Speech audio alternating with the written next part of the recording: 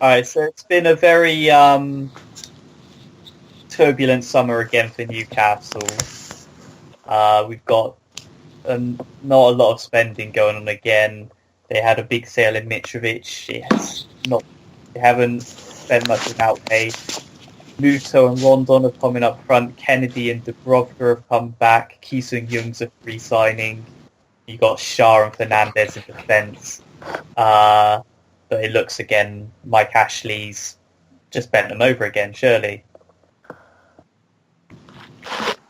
It's just absolutely shocking how he gets away with it every window, and then no one ever asks him the questions. You get Sky Sports that get the chance to do 2 interviews, the only interviews he's ever done, and they just ask him loads of nice questions.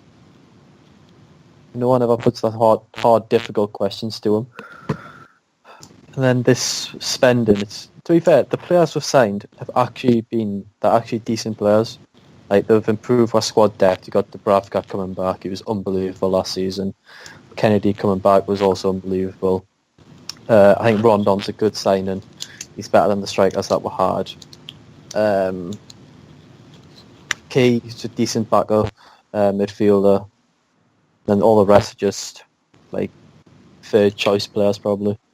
But improves our squad depth, which was really bad.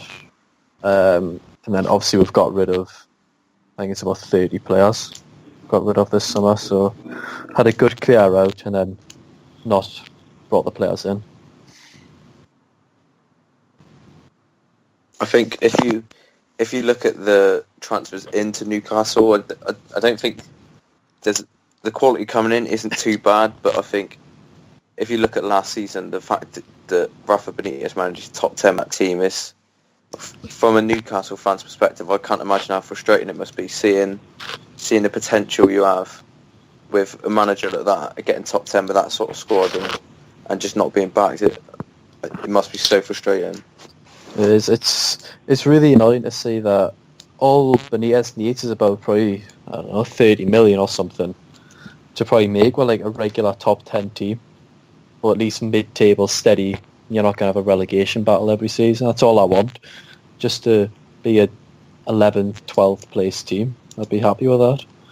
It's just the fact that we're bringing in like Yoshinori Muto is like a striker, and he averages a goal about every 400 minutes, I'm sure. It's just not going to happen. Got 8 goals last season for Mainz in the Bundesliga. It's just not good enough. It's not going to help improve. I think our fourth top goal scorer last season was Lascelles with 3. Do you think that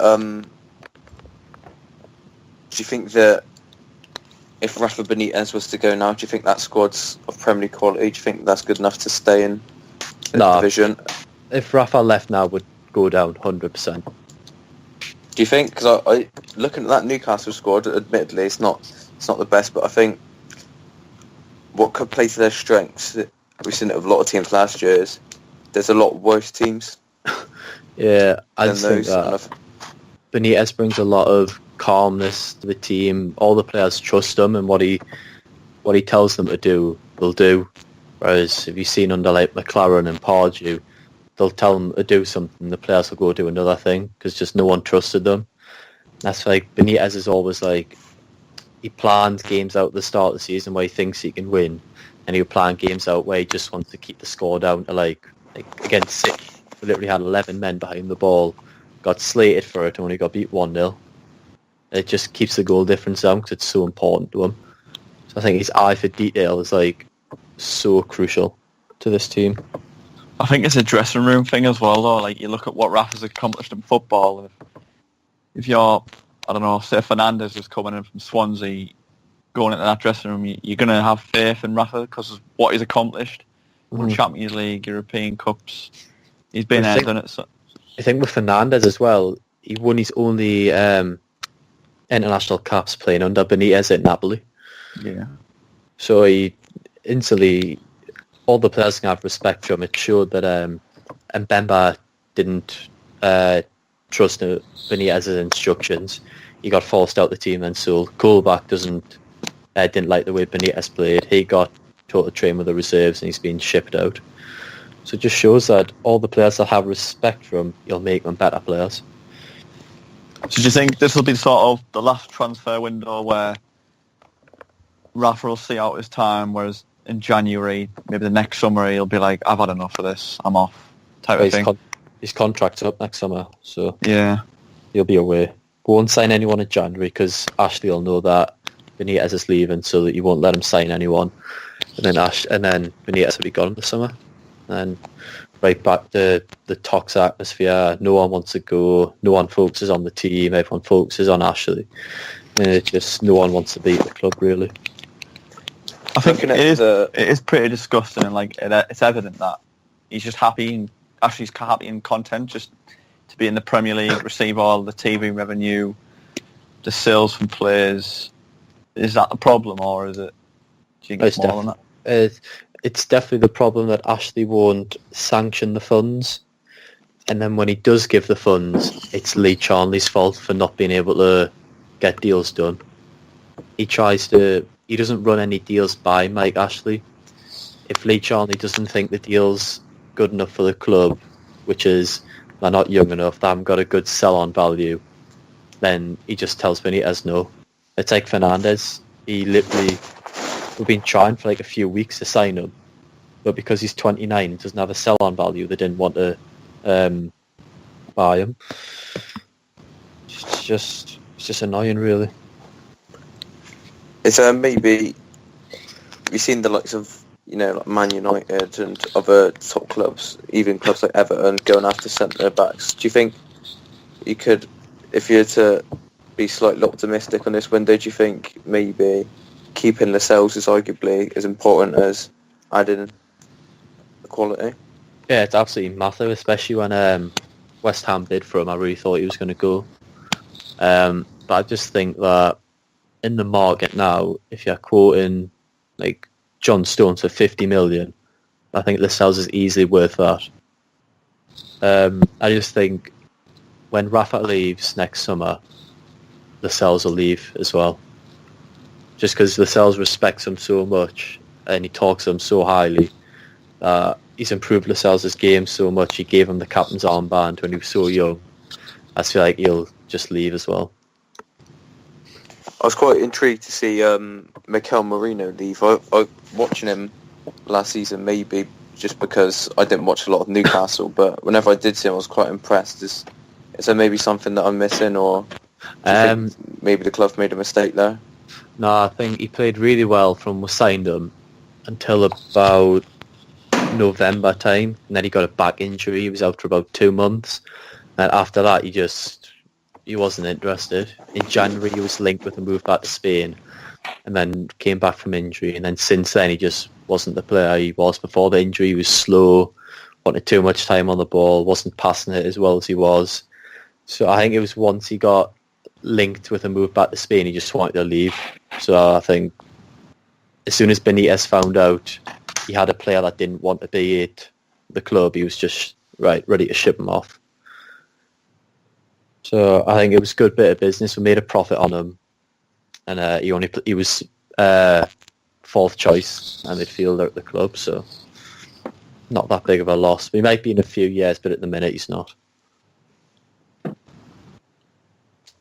What's a good season for Newcastle? Are you, given how ambitious the promoted clubs have been, are you just looking to survive again, or being the team you are, the club you are you more ambitious than that? Nah, I definitely think I would take 17th. Like right now, I'll take 17th all day. I just want to stay up. I just want to enjoy this season and enjoy having Benitez here for the last time. Like, I'm such a good manager, and having all the fans together for the last time before it all goes like absolutely tits up next season. We get a shit manager, and all the fans just can't be asked to stay anymore. But I would take 17th all day. It sounds a bit extreme, but obviously, by what you're saying, Ashley's definitely going to leave next summer. There's no debate about it from what you're saying. If sort of you do get, like you said, a shit manager in, for example, a Moyes maybe, do you think you're going to end up going down the same sort of route as like Sunderland have just done, where he just turns the tap off, just has enough. Yeah, that's what I worry about. That's definitely what I think could and maybe will happen, is that we'll get a really bad manager like Sunderland did with David Moyes. You go down one division, and Ashley's already took we down twice, and he spent quite heavily the last time we went down. And I don't think he would do it again, especially under a manager that wouldn't have as much pedigree as what Benitez did. And then it's a really hard league to get out of. Like, we literally just got out by the skin of our teeth. So I just think we do need to be very, very careful. Well, not we, Ashley needs to be really careful. He just loves playing. He just seems to love winding people up. Like, he just doesn't care. Like, he literally does interviews and just lies, like, straight to the camera and just doesn't care. So I do think we have to be really careful. You said about if you go down again, that Ashley might not. To quote Luke, he said the tap will just completely turn off. Do you think maybe another relegation could be the sort of catalyst for Mike Ashley to sell the club? Or do you think that he'd be determined to just keep the money rolling for himself? He's determined just to get money. So I think if we went down, he wouldn't sell. He would probably hope that we got up at the first time asking, and then he'd probably try and sell. Because he values the club at 400 million right now, which is absolutely ridiculous with the players we've got in the training facilities. It's just embarrassing how he can value the club that highly. But I remember thinking when we went down, like, the other year, that it was like the start of something good happening. Like, everyone was like excited. So had Benitez, we're spending money, and as soon as we come back in the Premier League, it's just there's no money. I think that is partially because of the income you do receive from the Premier League. Ashley's content, like I said, Ashley's content just to stay there. Whereas, like you said, when you went down, it was a case of he had to spend that money to get back where he obviously wanted to be. That's a thing. I'm sure I read we got about 210 million from finishing 10th last season, and like all the TV money.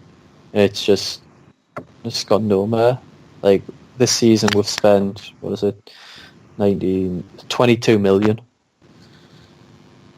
And 6 of that was today. It's absolutely embarrassing. But he has literally gave them a list of 50 players in order of like who he wanted. And he said he was working like the last 10 of his list to try and get players. It's just frustrating as a fan more than anything that you can see what needs improving. You can see the players aren't good enough, but they're trying their hardest. And that the manager's given his all. And it's just, the owner just has completely different expectations. Yeah, it's worrying times for Newcastle, definitely. And hopefully they can sort themselves out, obviously being such a big team. But it's going to have to be a case of time will tell. Especially with 50,000 each week.